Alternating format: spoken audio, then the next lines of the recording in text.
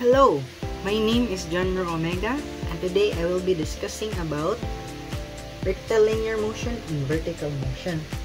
So to start things off, let's give off the definition of what is rectilinear motion first. So rectilinear motion refers to an object or a thing that is in motion along a straight line. So this is one of the simplest forms of motion and is often used to describe the movement of object along paths such as highways, tracks, or any scenario where the trajectory of an object follows a straight path. In this type of motion, an object moves in one-dimensional space with no deviation from a straight line. So to simplify it, rectilinear motion always moves along a straight line, specifically in a 2D dimension, preferably in the x dimension. So let's erase.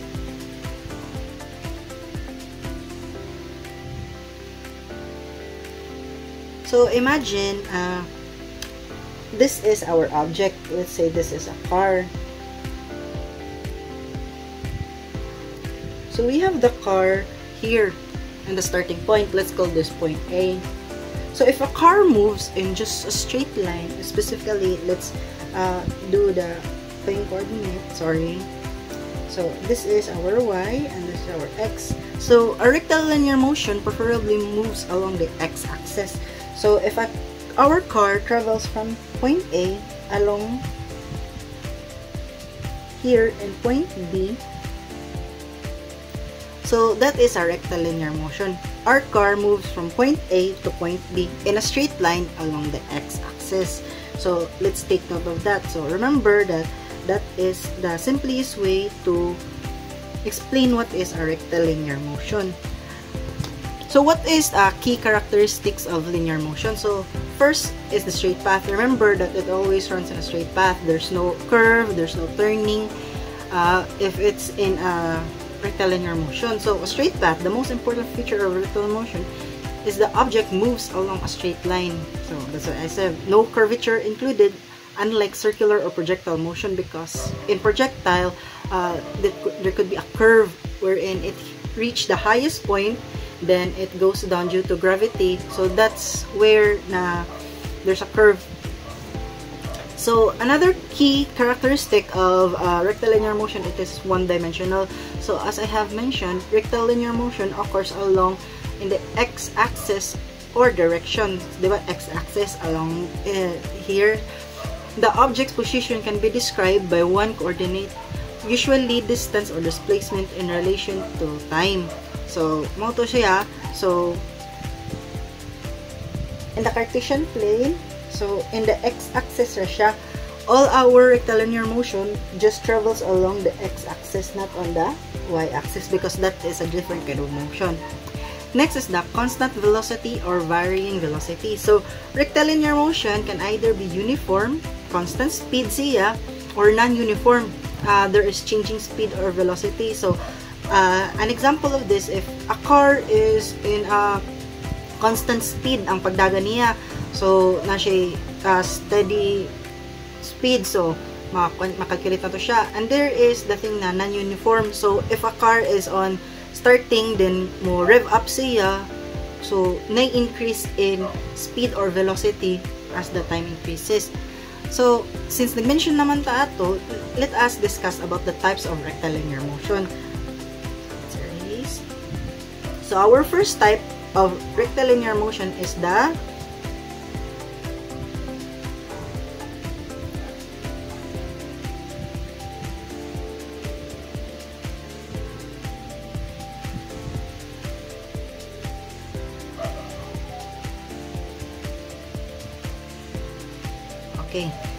So our first type of rectilinear motion is the URM, or the uniform rectilinear motion, URM. So in this case, the object moves in a constant velocity along a straight line. So mo to siyang ako agiingon na constant ra siya. So the speed doesn't change from the starting up to the end.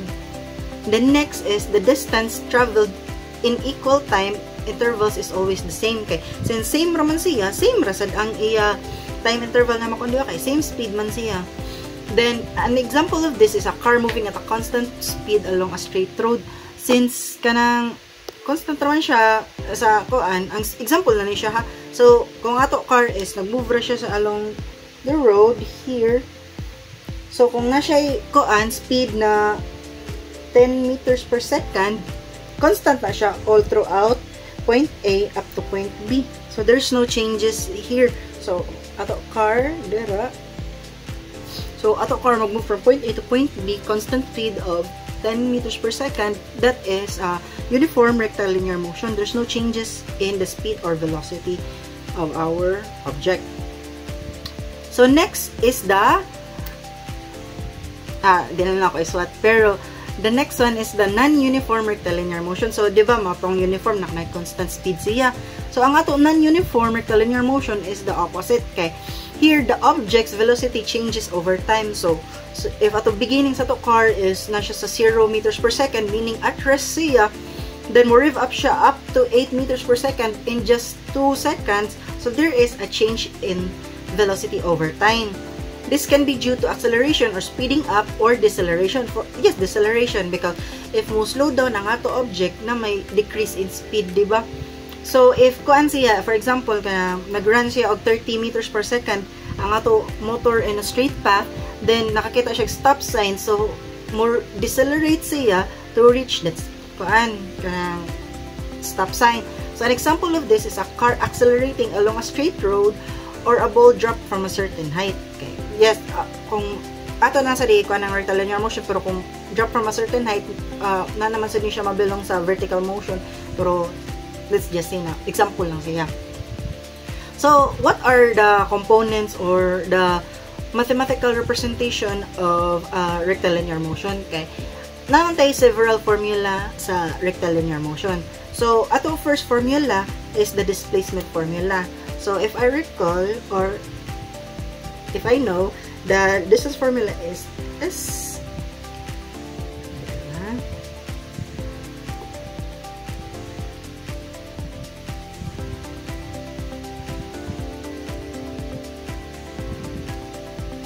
So, our distance formula is S, which stands for distance is equals to V initial times time plus 1/2 AT squared, or acceleration times time squared. So, ato kuan unsa ang mga components or what does it represent, diba? So, usually, ang first nato makuha is ang time. Mag-erase pa ko, sorry. So, ang time. So,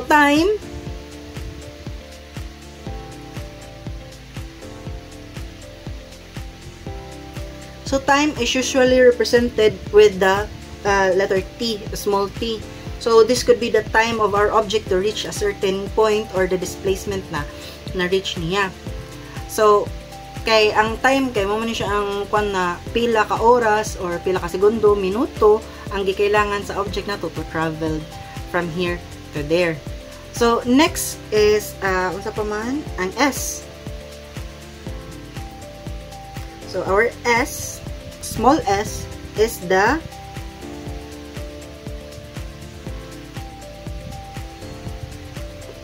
displacement. So, ang displacement, kung pila ka meters ang iya na cover in that particular time na nahitabo. Kaning displacement, this could be in meters, feet, inches, depende na kung sa na unit ato gigamit, but usually meters ni siya. Ang displacement, kay mo ni siya, ang katong gingon na ang distance from point A to point B, mo na siya, ang distance niya, S. So, next is the acceleration.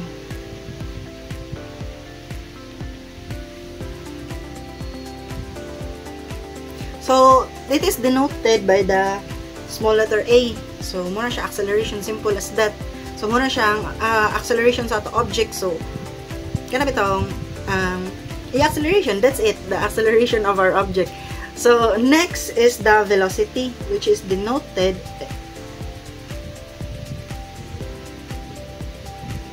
in the small letter V. So, muna siya ang ato velocity, muna siya ang V. Usually kay muna siya ang unit ni kay meter per second squared. Ang unit is acceleration na kay meter per second, nya ang kuan sa displacement is meters. So muna siya ang mga units sa niya. Ang katuding kato ding kuan time na ako giingon ang iya unit kay seconds, minutes, or hour. Depende na kung unsay gikuan sa problem.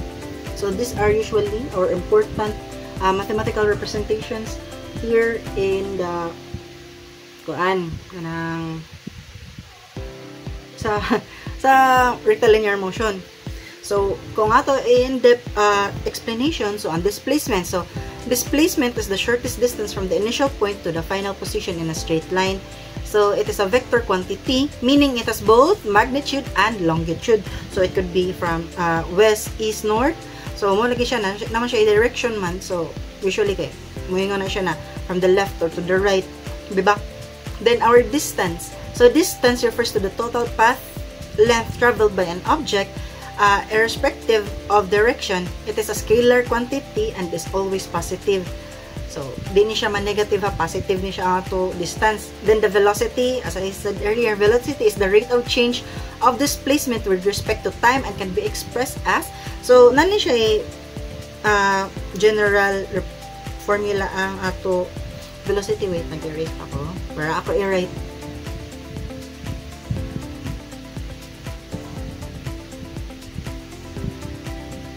So our velocity could be V is equals to, wait lang guys ha.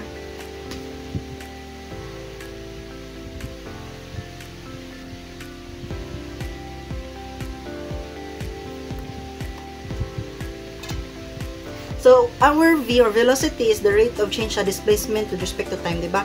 So V is equals to theta ds over theta dt. So mo ni siya kay, di ba, ang ato S kay mo siya ang sa to displacement, ang ato kuan T is the time, di ba? So in short, ato V is equals velocity is equals to distance over time. Ano na siya?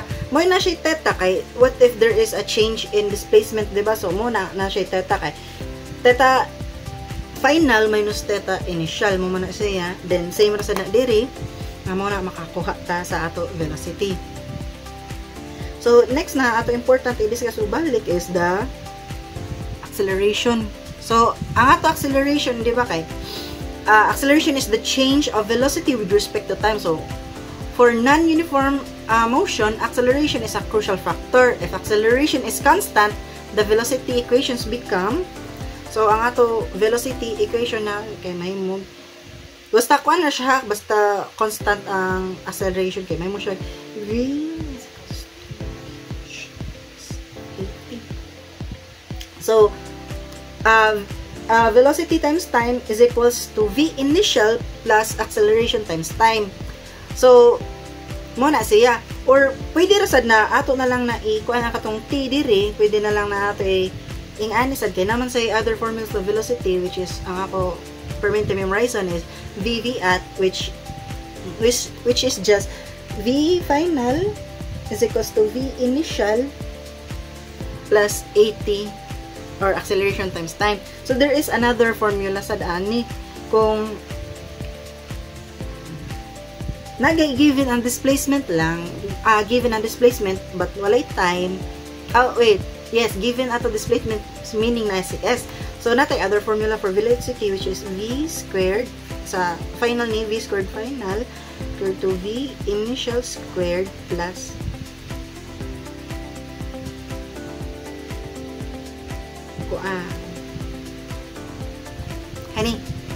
So, mo ni siya ang other formula for velocity na ako gi-memorize, which is ang squared of V final is equals to V initial squared plus 2AS. So, note na to na given si distance or si displacement.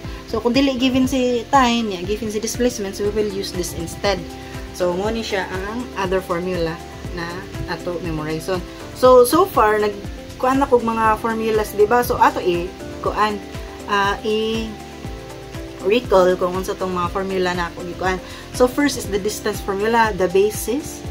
So that is S is equals to V initial times time plus 1/2 AT squared. To distance formula. Then next is the velocity formula, katong duha ka buok pwede rata. If given gali si time and yan naa si acceleration, ato gamiton isang katong v final is equals to v initial plus a t squared.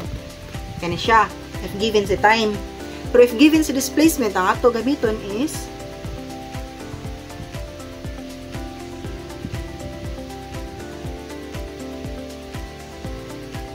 kani siya. V squared, ang V final is equals to V initial squared plus 2AS. So, mo ni siya nga to other gamiton na formula. So, mo na ato mga basic formula para sa rectilinear motion. So, also may application sa rectilinear motion. When can we use rectilinear motion? Where can we apply these formulas and how can we use them? So, for example, automobile motion, kanang mga movement sa cars, motors, trains. So, the movement of cars, buses, or trains sa highways, kay highways man, mudagan, in a straight line dapat, railways or track is often approximated as rectilinear motion, specifically when considered constant speed or uniform acceleration. So, para makakuha tag mga kailangan nato kuhaon nun sa mga cars, kung pila ya speed, pila ya distance na makuha.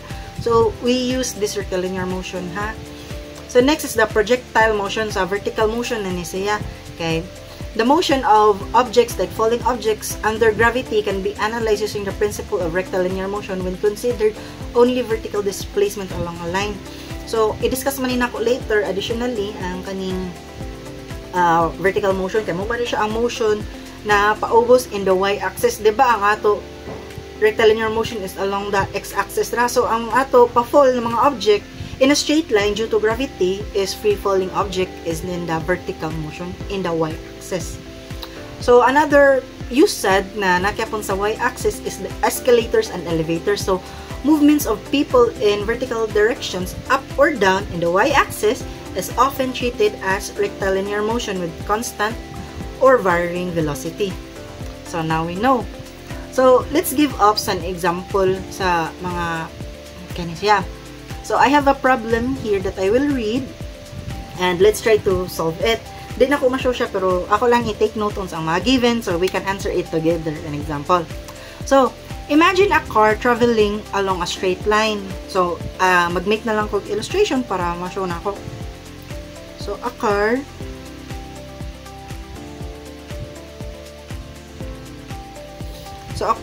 traveling in a straight line or in a straight road. So, if the car moves with a constant velocity of 60 kilometers per hour, so ato I-take note.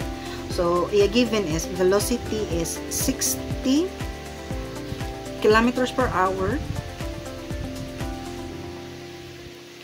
So, this is an example of a uniform rectilinear motion. If the car from rest and accelerated at a constant rate, so, nana siya acceleration nag-involve. So, a constant rate of 2 meters per second squared.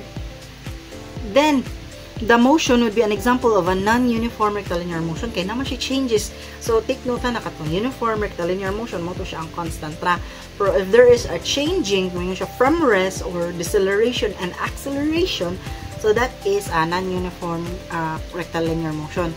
The equation of motion would then help in calculating time required to reach a certain speed or distance covered in a given time. So, di ni siya yung problem good, pero ato lagi ko ng example na mo ni siya ang uniform rectilinear motion or the URM, basta ang velocity ra ang given, pero if there is an acceleration or a change in velocity or acceleration, mo na siya ang non-uniform motion, rectilinear motion or the NURM. So, maghimong tag example sa kani. Yan na. I have few examples kanang problems na jud. So, let's try. So, ako sa kuan, basahon na lang ang problem ha. So, I have a sheet man diri. Na diri na ako ang questions.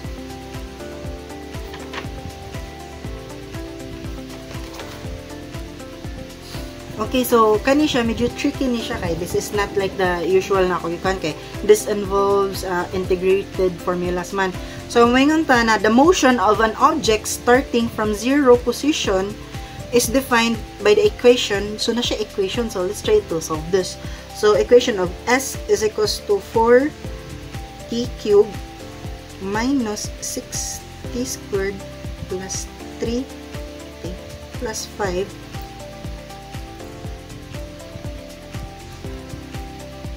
so mo ni siya ato equation. So ato equation is S is equals to 4t cubed minus 6t squared plus 3t plus 5. So how do we answer this? So first pangita na to kung sige pangayo. So kung mayroon ta find the position, velocity and acceleration wherein t is equals to 5. So, t is equals to 5. So, sayo na siya. Kaya, since ningon siya na t is equals to 5 niya, ato man gipangita kay, ang ato unknown kay, si S, si velocity, o si acceleration. So, take note na nasa tulo ka unknown sa ato equation. Ato S, ato V, o ato A, ato distance, ato velocity, ato acceleration. Sayo na pagkuha, or it's easy to get the distance. Kaya, ningon man siya na t is equals to 5 man, na-given na siya. So, we should just simply input our, or substitute our t here sa equation.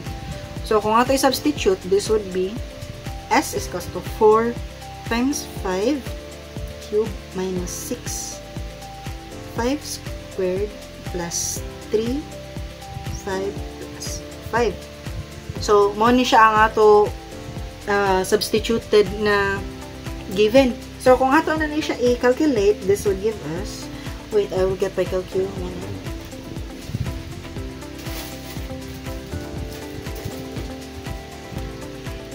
Okay.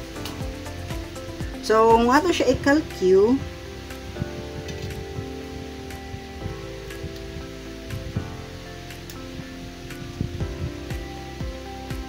so, this would give us the answer of 370 meters. Don't forget the unit, guys. Since distance man siya, ato unit niya is meters. So, meter siya. Now, since na naman tayo, S is equals to 30, diba? So, let's try to figure out na sa ato velocity o ato acceleration. So, ako i-input ha, 370 to, ato nakuha sa ato substituted.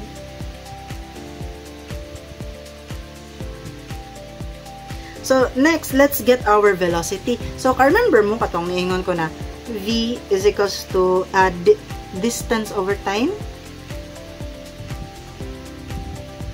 This, V is equals to ds over dt. So, ngayon siya mo come in handy, kay ato siya i-derive.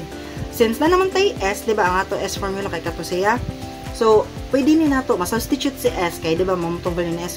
Mayon na siya, V is equals to D over dt, niya, ang katong S ato input, which is ang katong 4t cubed minus 6t squared plus 3t plus 5.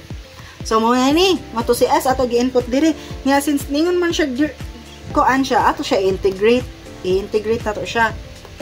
So, ang integrate, simple ra siya. So, may muna siya D is equals to, ito i-bring down si 3, may muna siya 12t squared minus, nga, sa 6t squared, i-bring down si 2.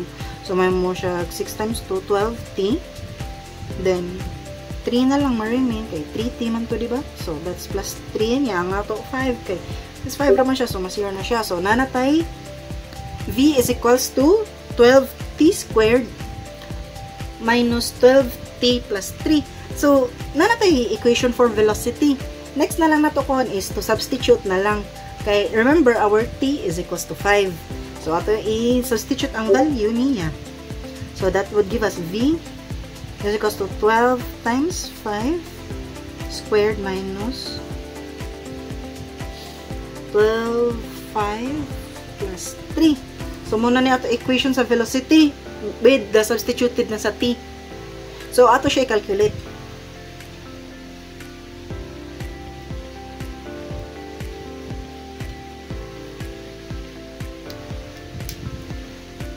So, our velocity would give us 243 meters per second. Ay, kalinti ang meters per second because that is the unit of our velocity. So, nanatay unit.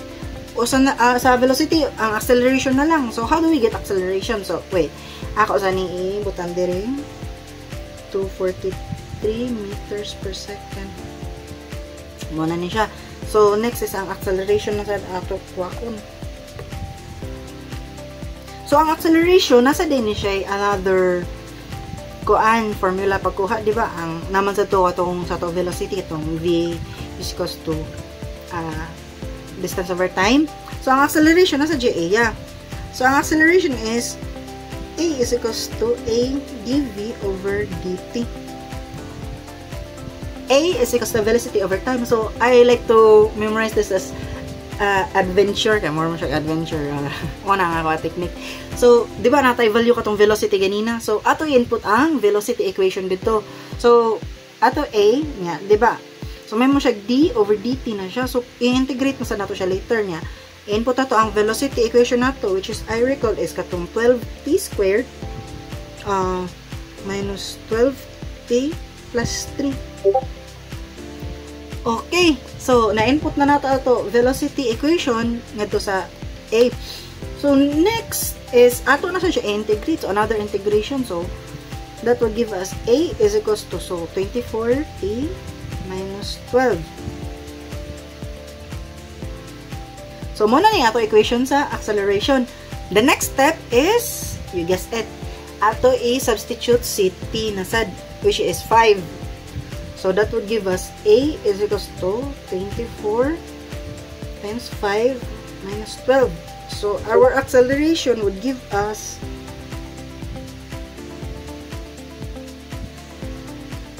the answer of 108 meters per second squared. So na natin acceleration. So nakuha na to ang tanan sa problem sa rectilinear. So 108 meters per second squared. Nanatay answer sa ato problem. So that's how you solve basta equation ang ihatag. So i-remember lang to nato katong mga important equation. First, dato equation is ang katong sa velocity, which is the v is equals to ds over dt. Then the acceleration is the a is equals to dv over dt. So don't forget that. So that will be all for the rectilinear motion, and I'll see you in a bit for the vertical motion or the free fall.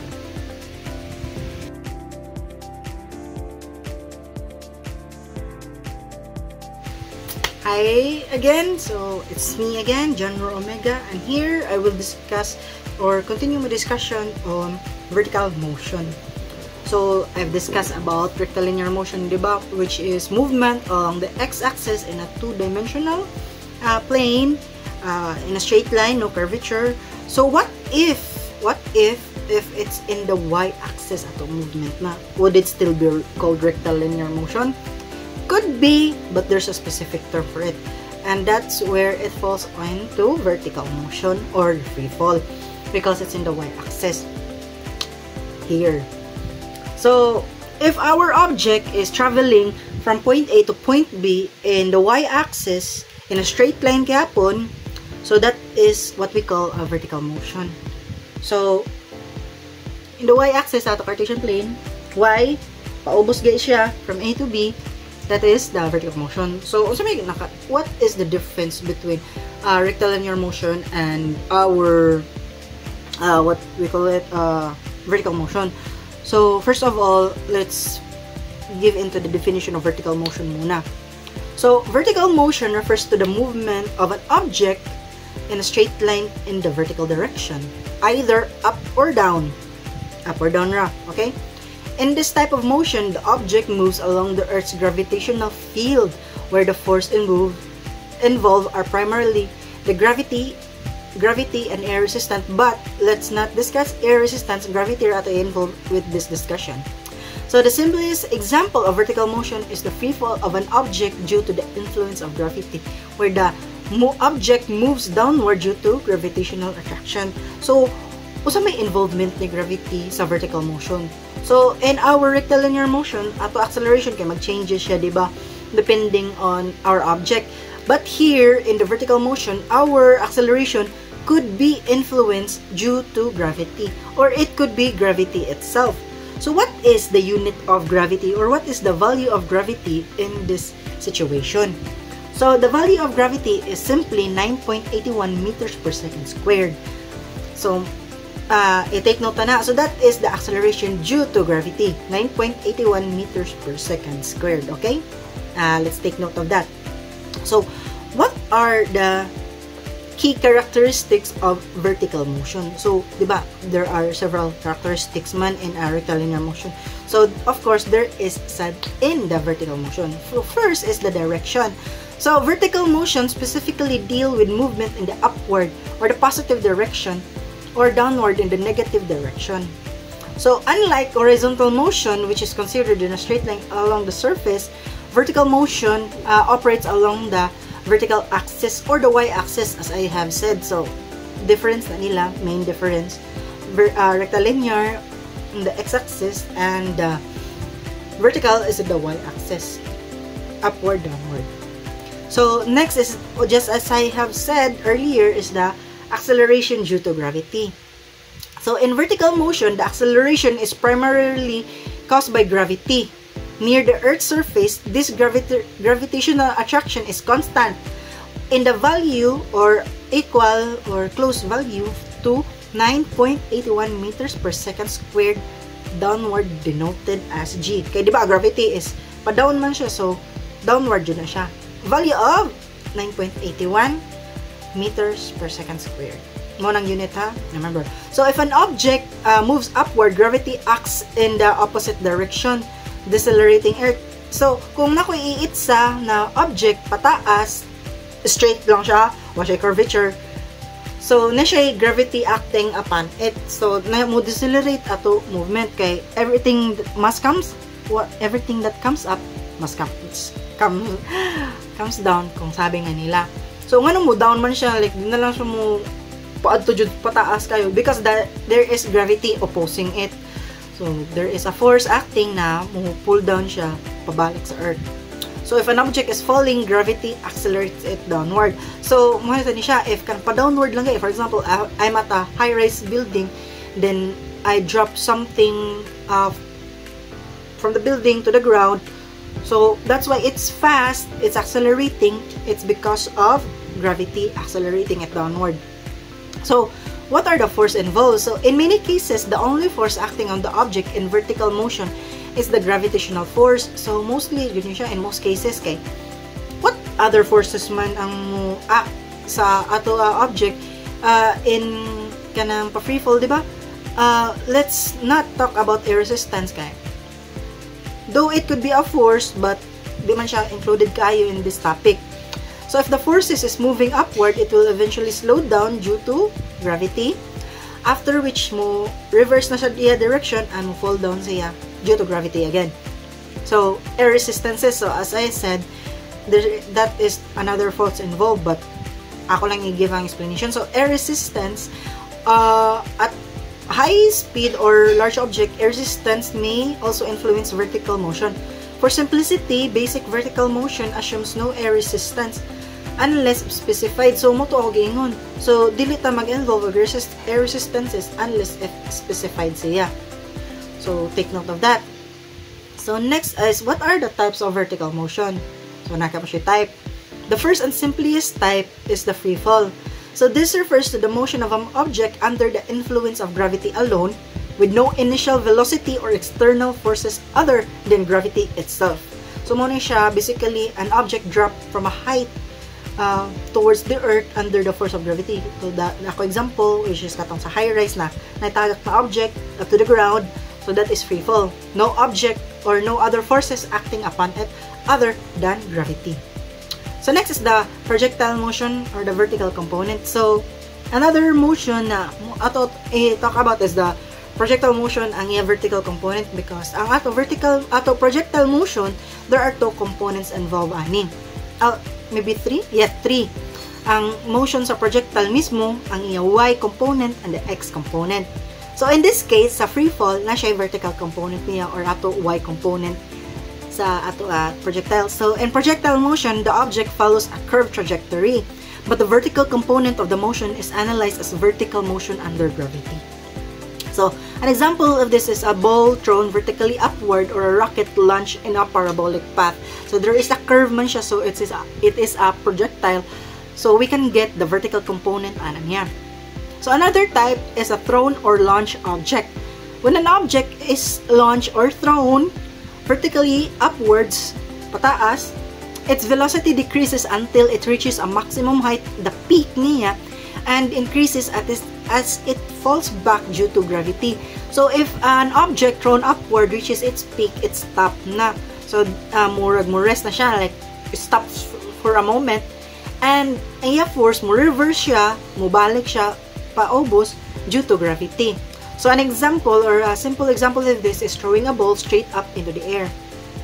So, mo na to siyang type sa ato vertical motion. So, let's go with the formulas or ato mathematical representation sa ato vertical motion. So, first and foremost, say it's almost the same as rectilinear motion, the formulas here. So, our formula here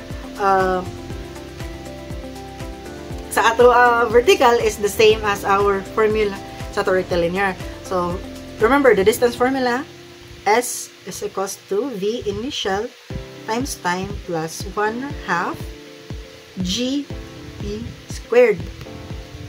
So, remember na since this is a vertical motion naman, ato acceleration is mostly or on point na gravity na siya. So, muna ang ato acceleration na ato unta sa formula is change into G, which is ang gravity na to. With a downward force ni siya. Pero if upward na gali ni siya, mao ni siya amo change kay ang ato gravity, pwede na nato siya mabutag negative. Kay decelerating naman na siya pataas, di ba? So, nasa da sa velocity equation niya. Same ra kyapon. Only note is alis da lang dyan na to. So, ako kuan ha. So, V final is equals to V initial plus GT. So, di ba? Same ra siya. Ang nautro lang is ang ato A, gialis da na to G. Because our acceleration is changed into gravity basta kuan na siya. Basta ano tawag nito? Basta na siya sa vertical. So, the other formula is dakatong kuan na squared, di ba? So, V final squared is equals to V initial squared plus squared GS. So, again, ang ato acceleration gi-change ra kapo nato into G. Kay mo man na siya. Mura man na siya ang ma-changes good sa to formula. So, anything na ma-apply nato sa rectilinear motion, ma-apply ra sad nato sa ato vertical motion. So, let us go on to the key concepts of vertical motion. So, actually, ang katong acceleration due to gravity lagi. Remember that our gravity, kay di ba, permanente na lang man to siya. So, ang ato value sa ato gravity is 9.81 meters per second squared. Pa-downward ha, acceleration downward. But if it's pa-upward guys siya, man-negative na ang ato gravity. So, kung pa-upward motion gali siya, when an object is thrown upward, its velocity decreases due to the opposing force of gravity mo na negative to siya. Ano mo, change ang ato velocity. The object eventually comes to a stop at the highest peak where the velocity is 0. After that, gravity pulls it down again. So, mo positive na balik ato value sa gravity. So, the time to reach the maximum height can be calculated. So, the time to reach the maximum height can be calculated is equal to V is equals to V initial minus GT. Diba? Kaya nga no, negative man nato, diba plus man unta niya siya dapat, kaya mo yung V final niya, V initial. Nga no, minus man nato because pa-upward man, maximum height man siya. So, ang ato gravity is negative. So, muna, negative na lang nato daan niya. Input na lang nato is 9.81 as it is, kaya na may negative daan. Pero kung wag ito siya negative dito, like plus lang to siya niya. Pa-upward siya, ato ay negative sa gravity. Ito ay may negative 9.81. So, kung pa-downward na ganyan siya, muna to siya. So, let's give into kanang example, real life examples of vertical motion. So a free falling object. So a rock dropped from a certain height falls under the influence of gravity. The time it takes to reach the ground can be calculated using the kinematic equation. So simple as it is, pwede na to gamiton ang distance formula to get the time, the distance, acceleration, velocity, I mean. For that, next is the real life. Another example is katong i-throw na to pa-upward ang objects. The jumping, bouncing. So that could be another example of vertical motion. So in conclusion, vertical motion is a fundamental concept in physics describing the movement of objects along the vertical axis under the influence of, you guessed that, gravity, which has a value of 9.81 meters per second squared. Repeat because that is important. It can involve upward motion, free fall, or a combination of both. Could be projectile motion for the vertical component niya. So key factors such as acceleration due to gravity, initial velocity, displacement, all play a crucial role in determining the object's motion.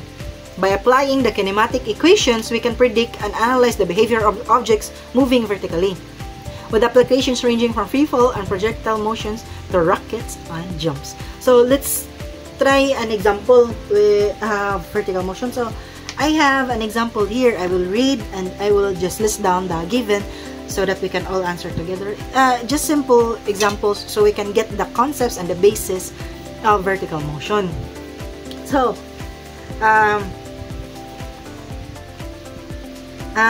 our example is a rock thrown straight up with an initial velocity of, so natay initial velocity of 15 meters per second. So ako gi-take note na. How high will it go before it starts to fall back down? So di ba pa-upward man siya. So natay formula, ato formula gamiton kay di ba velocity may yata niya. Ang ato acceleration is due to gravity. So ato na lang na i-note na ato acceleration is 9.81 meters per second squared. So natay 2 givens.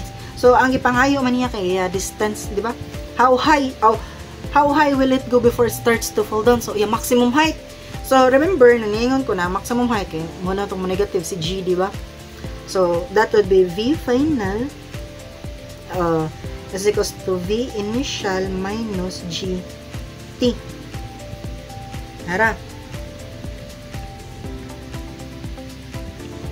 Wait. No, we can use the other formula. Kay ang ato man gigiven man, di ba? Kay ang ato man ipangita kasi displacement.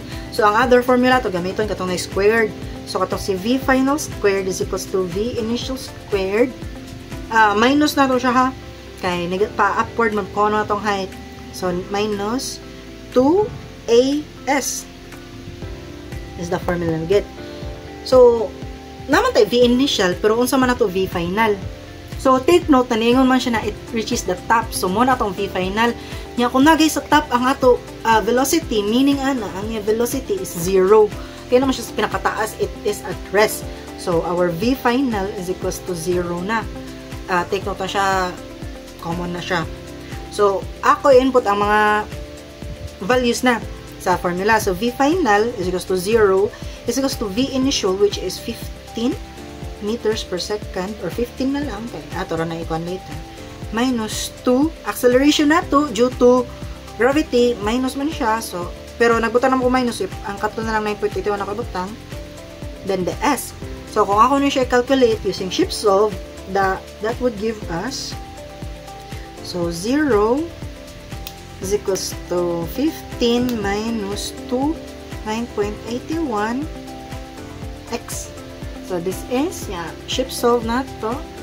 Solve for X. That would give us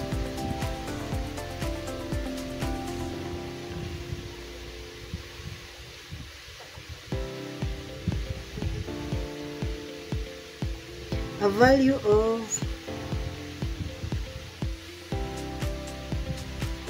11.48 meters. So, muna ang maximum height. So, kung ako ni siya i-illustrate, so, if not a ball thrown upwards with a velocity of 15. So, kani, nga diri ang ato base, nga give tagak, yung maximum height na to. So this maximum height, this is 11.48. So this is the maximum height of our object na basta i-throw na to siya upward. So nakuha na tong concept sa basta pa-throw upward. So let's try a free fall example. So wait a second, ako ay erase.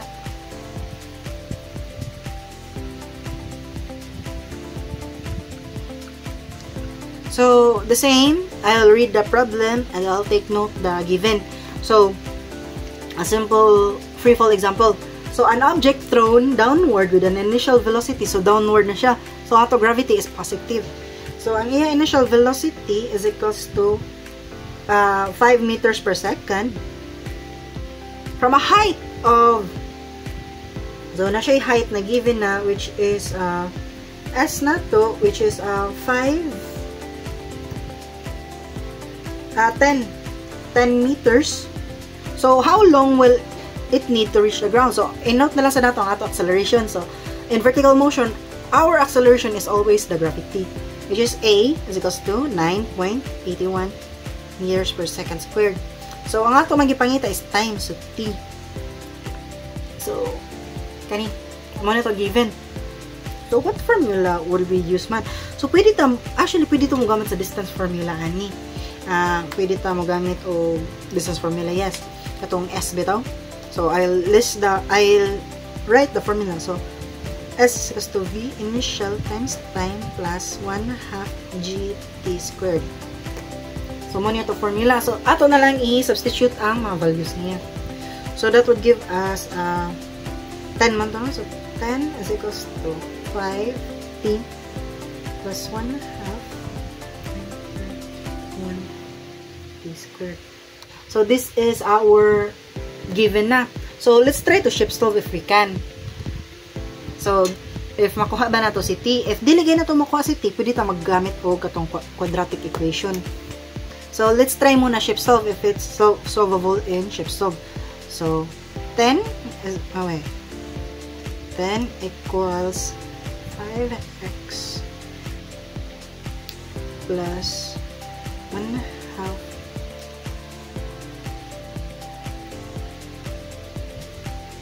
So, nata equation. Let's try shift solving if it's pwede ba siya makuha through shift solve.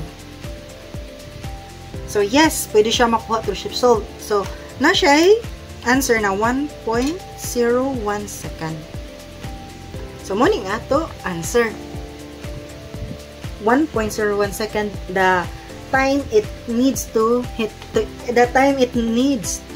for the ball to hit the ground. So, that is all for the example I have got for the vertical motion. So, simple ra ang vertical motion and simple ra ang rectilinear motion. So, I hope that you've learned a lot and I hope I've covered most of the basis and the important concepts na involve ani na topic. That's all. Thank you. My name is General Omega yet again. Thank you so much.